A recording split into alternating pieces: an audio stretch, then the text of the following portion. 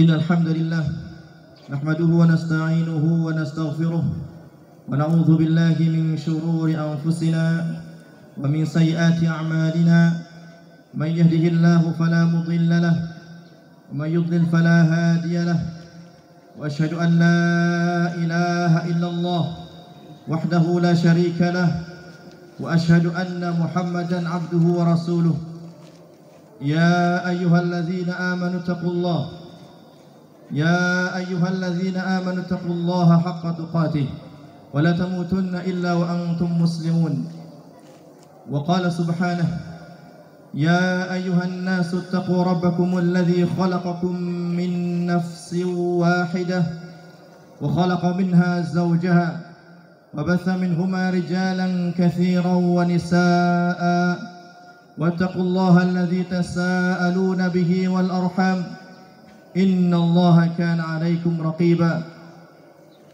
وقال تعالى يا أيها الذين آمنوا اتقوا الله وقولوا قولا سديدا يصلح لكم أعمالكم ويغفر لكم ذنوبكم ومن يطع الله ورسوله فقد فاز فوزا عظيما. أما بعد فإن أصدق الحديث كتاب الله وخير الهدي هدي محمد صلى الله عليه وسلم وشر الأمور محدثاتها وكل محدثة بدعة وكل بدعة ضلالة وكل ضلالة في النار. الله أكبر الله أكبر الله أكبر لا إله إلا الله الله أكبر ولله الحمد.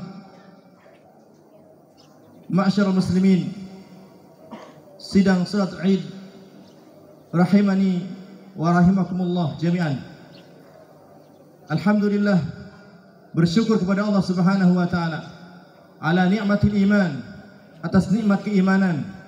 Bersyukur kepada Allah Subhanahu wa taala ala nikmatil Islam, atas nikmat Islam.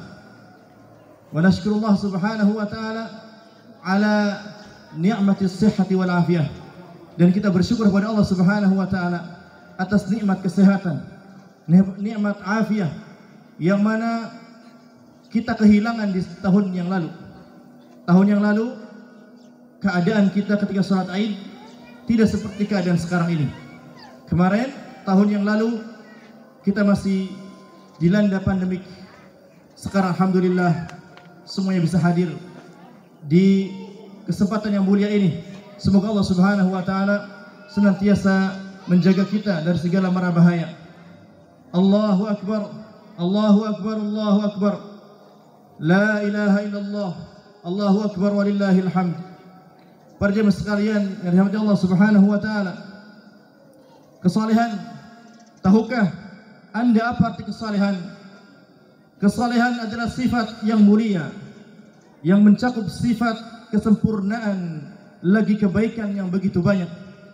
Kesalehan adalah sifat yang tidak ada seorang pun kecuali ingin disifati dengannya, sekalipun pada hakikatnya dia adalah orang yang jauh dari kesalehan, orang yang sering membuat kerusakan, sebagaimana orang munafik yang apabila dikatakan kepada mereka jangan kalian berbuat kerusakan di muka bumi ini, namun mereka mengatakan apa? Sesungguhnya kami adalah orang-orang yang berbuat kebaikan. Wa idza qila lahum la tufsidu fil ardi qalu innama nahnu muslihun. Apabila dikatakan kepada mereka orang-orang munafik, janganlah kalian berbuat kerusakan di muka bumi ini, mereka menjawab, sesungguhnya kami adalah orang-orang yang berbuat kebaikan. Ibadallah, kesalehan adalah suatu lafaz yang tidak hanya mengandung arti kesalehan dalam agama, namun juga mengandung arti kesalehan di dunia dan keberkahan dalam kehidupan keluarga, harta serta keistiqomahan dalam segala keadaan dan kebaikan. Dalam kesempatan khutbah yang singkat ini, khatib ingin mengingatkan bahwa termasuk sebab terbesar kesalehan anak-anak keturunan kita adalah terletak pada kesalehan kita, kesalehan ayah dan ibu, kesalehan orang tua semuanya. Wa fi hadhil khutbatil qasirah awaddu an unabbih nafsi wa iyyakum, udzakir nafsi wa iyyakum bi anna min a'zami asbabi صلاح أولادنا وذريتنا هو صلاحنا، صلاح الآباء وصلاح الوالدين. والبلد الطيب يخرج نباته بإذن ربه والذي خبث لا يخرج إلا نكدا كذلك نصرف الآيات لقوم يشكرون. Tanah yang baik, tanaman-tanamannya tumbuh subur seizin Tuhannya. Adapun tanah yang tidak subur, tanaman-tanamannya hanya tumbuh berana. Demikianlah kami jelaskan berulang kali tanda-tanda kebesaran kami bagi orang-orang yang bersyukur. Lingkungan yang baik dapat diibaratkan seperti tanah yang baik. Sebaliknya, lingkungan yang buruk dapat diibaratkan sebagai tanah yang jelek lagi buruk. Ketahuilah bahwa lingkungan terkecil adalah keluarga, terdiri dari ayah, ibu dan anak. Ini sejalan dengan hadis yang dikeluarkan oleh Al-Imam Al-Bukhari di dalam sahihnya dari Abu Hurairah radhiyallahu taala anhu. Nabi sallallahu alaihi wasallam bersabda, "Ma min mauludin illa yuladu al-fitrah fa abawahu yuhawidanihi wa yunassiranihi." Tidak ada seorang yang dilahirkan di muka bumi ini kecuali dilahirkan di atas fitrah. Di atas fitrah Islam, tauhid, di atas kebenaran. Namun yang kemudian adalah kedua orang tuanya yang merubah dia menjadi Yahudi, menjadi Nasrani. Para jemaah sekalian yang hati Allah Subhanahu wa taala. Allahu akbar. Allahu akbar. Allahu akbar walillahil hamd. Kesalehan orang tua, terutama ayah, adalah kesalehan yang paling agung, yang mana mempunyai dampak yang sangat besar, yang menumbuhkan buah yang sangat manis. Karena tidak kita temui orang tua manapun yang berakal, pasti dia menginginkan anak-anak keturunannya menjadi anak yang saleh dan salihah. Kenapa? Karena setiap orang tua yang berakal sadar dengan sesadar-sadarnya bahwa anak yang saleh adalah sebaik-baik harta peninggalan, aset investasi yang paling besar yang dapat diambil manfaatnya ketika kita orang tua telah meninggal dunia. Salahu al-aba, salahu al-aba wa salahu al-walidain, hadha a'zam asbab لصلاح الأولاد لصلاح الأولاد لصلاح الذريات. أعظم ثمرة لأنه لا يوجد أحد يحب أن يكون ولده صالحا، بل كلنا نريد أن يكون أولادنا صالحين مصلحين. Dalam sebuah hadis yang dikeluarkan oleh Imam Muslim dari Abu Hurairah radhiyallahu taala anhu, Nabi sallallahu alaihi wasallam bersabda, "Idza mata al-insanu inqata'a 'amaluhu illa min thalathah, illa min shadaqatin jariyatin aw 'ilmin yuntafa'u bihi aw waladin salihan yad'u lahu." Apabila seorang manusia telah meninggal dunia, maka terputuslah amalannya kecuali 3 perkara. Yang pertama adalah sedekah jariyah. Yang kedua, ilmu yang bermanfaat. Yang ketiga, anak saleh yang senantiasa mendoakan orang tuanya. Allahu akbar, Allahu akbar, Allahu akbar walillahil hamd. Ketahuilah jemaah sekalian rahimani wa rahimakumullah, pada zaman kita ini banyak sekali penemuan-penemuan oleh ahli psikologi, oleh dokter, oleh para pendidik. Adanya anak-anak yang sulit dididik, sulit dikendalikan, bahkan sampai menyimpang dari fitrah yang benar, seperti LGBT, penyimpangan dari fitrah yang benar. Ilam rahimakumullah, annana wajadna fi hadha zaman hunaka al-awlad يصعب على المدرسين تربيتهم، يصعب على الآباء تربيتهم، بل بعضهم وقعوا في مخالفة الفطرة as-sahihah mithlu mahabbatu al-jins. Al-rajul yuhibbu rajul yatazawwaj ma rajul, wa hadha wajadna anna hadhihi al-mushkilah huwa min al-aba wal mushkilah min al-walidain. Ketika kita temukan bahwa ternyata sumber masalahnya masdarul masyakil wa min al-walidain wa min al-aba, ternyata kita temui bahwa sumber masalah adalah orang tua yang tidak mendidik anaknya dengan baik, orang tua yang tidak memberikan kasih sayang kepada anaknya secara sempurna, orang tua yang sibuk bekerja di luar tanpa memperhatikan anak-anaknya, orang tua yang hanya menilai pendidikan mereka hanya daripada uang dan materi saja. Maka pada kesempatan kali ini, sebaik-baik contoh orang tua yang saleh, yang melahirkan anak yang saleh, adalah kisah yang disebutkan Allah Subhanahu wa taala dalam Al-Qur'anul Karim tentang kisah Khalilur Rahman, Nabiullah Subhanahu wa taala Ibrahim alaihi salam, yang dikaruniai oleh Allah Subhanahu wa taala dengan anak yang saleh, keturunan yang saleh, Ismail alaihi salam, Ishaq alaihi salam, dan dari mereka berdua dilahirkanlah keturunan yang saleh. Dari kisah yang disebutkan di dalam Al-Qur'anul Karim terkait Nabi Ibrahim alaihissalam, terkait ayah yang saleh yang melahirkan anak yang saleh, kita temui banyak dalam Al-Qur'anul Karim bagaimana perjuangan Nabi Ibrahim alaihissalam dalam mendidik anak-anaknya. Banyak sekali dalam Al-Quran disebutkan Nabi Ibrahim alaihissalam mendoakan anak-anaknya agar menjadi anak yang saleh, keturunan-keturunannya agar menjadi keturunan yang saleh. Salah satu sebagaimana disebutkan dalam surat Safat, Rabbi habli minas salihin. Ini doa yang sering dipanjatkan Nabi Ibrahim alaihissalam, yang mana beliau mengharapkan keturunan yang saleh. Dan ini perlu dicatat ikhwas sekalian, para jemaah sekalian, bahwa ketika seorang menginginkan anak yang saleh, maka perbaiki, solehkan dulu orang tua. Ya, perbaiki diri kita, dekatkan diri kita kepada Allah Subhanahu wa taala.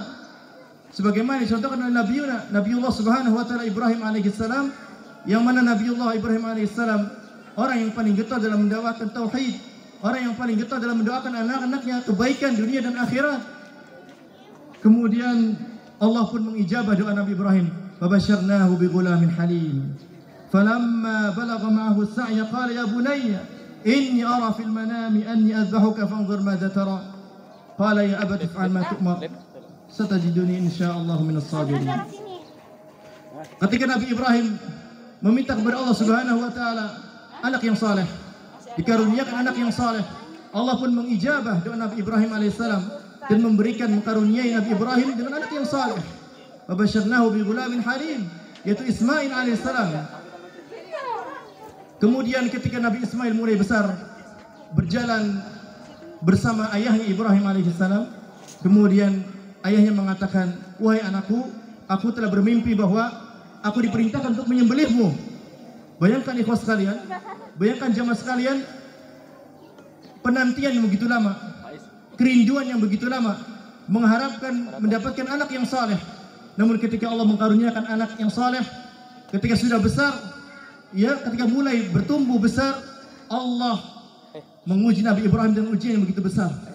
Allah Subhanahu wa taala memerintahkan Nabi Ibrahim alaihissalam untuk menyembelih anaknya, menyembelih buah hatinya, menyembelih ya harapan yang dia tanam tahun-tahun sebelumnya. Namun ini adalah ujian keimanan. Allah menguji kekasihnya, Allah menguji orang tua yang saleh dan juga menguji anak yang saleh. Bagaimana ketika Nabi Ismail mendengarkan perkataan ayahnya, Nabi Ismail mengatakan, "If'al ma tu'mar." Ya abati, if'al ma tu'mar. Kerjakanlah apa yang telah Allah perintahkan kepada engkau. Sungguh luar biasa. Buah tidak jatuh daripada pohonnya. Anak yang saleh terlahir daripada bapa dan ibu yang saleh. Kemudian beliau mengatakan, satajiduni insyaallah minas sabirin. Niscaya engkau akan menemukan aku dalam keadaan menjadi orang-orang yang bersabar. Subhanallah. Allahu akbar. Allahu akbar. La ilaha illallah. Allahu akbar walillahil hamd. Kemudian Nabi Ibrahim pun berserah diri dengan Nabi Ismail terhadap keputusan Allah Subhanahu wa taala, terhadap perintah Allah Subhanahu wa taala. Dan Nabi Ibrahim pun meletakkan Nabi Ismail dan ingin melakukan apa yang diperintahkan Allah Subhanahu wa taala, itu menyembelih anaknya. Ujian sangat besar. Kemudian apa? Ketika ingin disembelih, maka Allah Subhanahu wa taala menyeru Nabi Ibrahim. Wa nadainahu ayya Ibrahim, wahai Ibrahim, qad sadaqta ru'ya, inna kadzalika najzil muhsinin. Sesungguhnya engkau telah membenarkan mimpi itu, karena mimpi para anbiya adalah hak. Ru'yatul anbiya hak. Allah mengatakan pada sadaqta ru'ya inna kadzalika najzil muhsinin. Sesungguhnya kami akan membalas orang-orang yang berbuat baik dengan balasan yang begitu luar biasa. Sehingga apa? Sehingga Allah Subhanahu wa taala mengganti Nabi Ismail dengan seekor gibas, seekor domba yang begitu besar, yang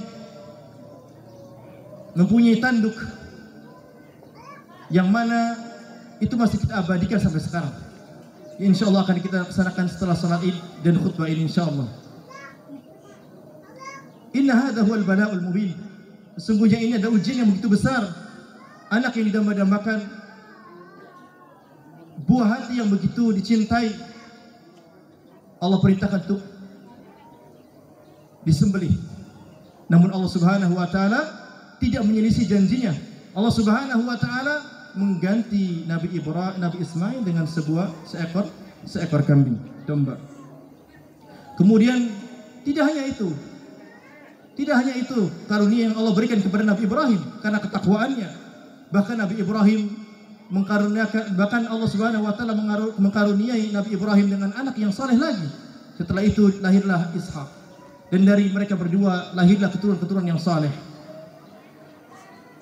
Allahu akbar, Allahu akbar, la ilaha illallah, Allahu akbar wallahil hamd. Wal yakhsha alladhina law taraku min khalfihim dhurriyyatan dhiyafan khafu 'alaihim falyattaqullah wal yaqulu qawlan sadida. Hendaknya orang yang takut apabila dia meninggal akan meninggalkan keturunan yang lemah imannya, lemah ilmunya, maka apa? Solusinya Allah mengatakan falyattaqullah. Maka hendaknya orang tua itu bertakwa kepada Allah Subhanahu wa taala yang sebaik-baiknya. Wal yaqulu qawlan sadida. Hendaknya dia berkata perkataan yang baik. Ini adalah solusi yang Allah berikan kepada kita, ayyuhal aba, ayyuhal ikhwah, para orang tua. Ini solusi yang Allah berikan kepada kita. Ketika kita dirundung rasa takut, khawatir kita meninggal dan meninggalkan keturunan yang lemah imannya, lemah ilmunya, maka Allah perintahkan untuk apa? Untuk bertakwa kepada Allah Subhanahu wa taala, untuk beriman kepada Allah Subhanahu wa taala, keimanan yang sebesar-besarnya. Sebagian ahli tafsir mengatakan, qala ba'dul mufassirin fihi irsyadun lil aba alladzina yakhshawna tarka dzurriyyatin dhi'afin an yattaqullaha fi sa'iri syu'unihim hatta tuhfaz abna'uhum wa tughathu bil inayati minhu ta'ala wa fihi tahdidun bi dhaya'i auladihim in faqadu taqwallahi ta'ala wa isyaratu ila anna taqwal usuli tahfadzul furu'. Sebagian ahli tafsir mengatakan ini adalah isyarah bahwa orang tua yang takut meninggalkan keturunan yang lemah, hendaknya dia bertakwa kepada Allah Subhanahu wa taala dalam segala perkaranya, agar Allah menjaga anak-anak mereka, Allah menolong anak-anak mereka, dan di dalamnya juga terdapat ancaman untuk menelantarkan anak-anak kita apabila mereka kehilangan ketakwaan kepada Allah Subhanahu wa taala. Dan di dalamnya juga dalam ayat ini ada isyarat bahwa ketakwaan orang tua adalah dapat menjaga keberlangsungan kehidupan kesalehan anak-anak kita. Ini adalah kaidah yang begitu besar. Ya, ini kaidah yang besar yang harus kita hafal bersama. Ya, bahwa apa? Bahwa taqwal usul tahfadzul furu'. Bahwa ketakwaan seorang orang tua, bapak ibu, ini menjaga anak-anaknya daripada kejelekan dan mara bahaya. Dan dicontohkan juga dalam kisah Nabi Khidir. Ketika Nabi Khidir berjalan dengan Nabi Musa alaihissalam, ya ketika melewati sebuah tembok yang roboh, kemudian Nabi Khidir alaihissalam mendirikan tembok itu yang diabadikan dalam surah Al-Kahfi. Wa ammal jidaru fakana li ghulamain yatimain fil Madinah wa kana tahtahu kanzun lahumā wa kana abuhuma salihah fa arada rabbuka an yablugha ashuddahuma wa yastakhrija kanzahuma rahmatan min rabbik. Adapun tembok yang roboh itu kenapa didirikan? Karena di bawah tembok itu, di bawah benteng itu terdapat harta peninggalan bagi anak yatim di sebuah kota, yang mana dulu kakek buyutnya menyimpan harta itu untuk diberikan kepada cucu-cucunya, dan ayahnya itu dan kakeknya itu adalah seorang yang soleh. Dan Allah Subhanahu wa taala menginginkan ketika cucu-cucunya sudah besar, harta itu sampai kepada cucu-cucunya itu. Qala Ibnu Katsir rahimahullahu taala, wa kana abuhuma salihah fi dalilun ala anna ar-rajula as-salih yufadhu fi dhurriyyatihi wa tashmalu barakatu ibadatihi lahum fid dunya wal akhirah bi syafa'atihi fihim wa rafi darajatihim ila a'la darajatin fil jannah litaqarra 'ainuhu bihim kama jaa'a fil Qur'ani wa waradat as-sunnah bih wa qad dhukira annahu al-abu as-sabi' wa qila al-'ashir wa ayyan kana wa fil ayati dalalatun ala anna salaha al-aba' yufidu al-'inayata bil abna'. Al-Imam Ibnu Katsir rahimahullah menyampaikan di dalam ayat ini, di dalam surah Al-Kahfi ini mengandung dalil bahwa orang yang saleh maka keturunannya akan dijaga oleh Allah Subhanahu wa taala dan akan mendapatkan keberkahan dari ayahnya kepada mereka dunia dan akhirat, dengan syafaat, dapat memberikan syafaat kepada mereka anak-anaknya dan mengangkat derajat anak-anaknya kepada derajat yang tinggi di dalam surga sebagaimana yang datang di dalam Al-Quran dan Sunnah. Dan disebutkan oleh Imam Ibnu Katsir bahwa yang disebut dengan abuhum dalam ayat ini adalah ayah ketujuh, yaitu kakek buyutnya, jauh, bukan ayah kandungnya. Dan di dalam ayat ini juga termasuk ada dalil menunjukkan bahwa kesalehan orang tua itu mengandung faedah, ya, faedahnya anak-anak kita terjaga dan dijaga oleh Allah Subhanahu wa taala. Untuk itu ikhwas sekalian, rahimani wa rahimakumullah, para salaf terdahulu sangat memperhatikan anak-anak mereka dengan cara selalu mendekatkan diri mereka kepada Allah Subhanahu wa taala, seperti yang dilakukan oleh Sa'id bin Musayyib rahimahullahu taala. Beliau mengatakan, inni la usalli fa azkur waladi fa azilu fi salati. Aku benar-benar akan salat, kemudian aku mengingat anakku, maka aku akan tambah salatku. Ini adalah sebuah amalan, bukti bahwa mereka para salaf memperhatikan anak-anak mereka dengan mendekatkan ketakwaan diri kepada Allah Subhanahu wa taala. Allahu akbar, Allahu akbar, Allahu akbar walillahil hamd. Aqulu qawli hadza wa astaghfirullah li wa lakum.